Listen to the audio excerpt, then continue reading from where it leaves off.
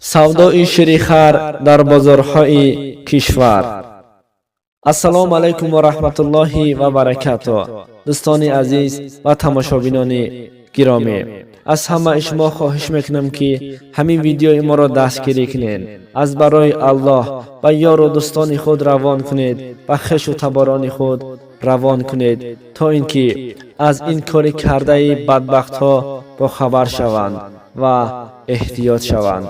چگونه که خودتان نوار را میبینید، در این نوار خرها را جوشیده استادند و از این شیرخوار، یوگورت، قیماق، جرغوت و دیگر چیزها را آماده کرده به فروش برآورده استادند.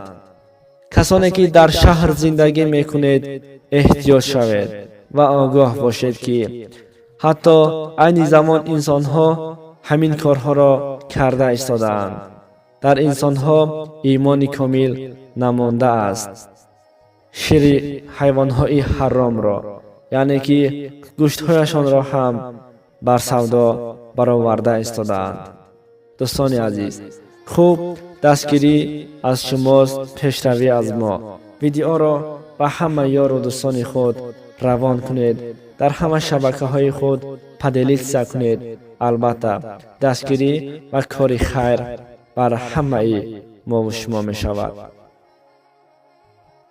هنگامی که به شبکه ما مهمان شدید، حتما آبونه شدن را فراموش نکنید. البته این همه کوشش و زحمت های ما فقط بهر شما هست.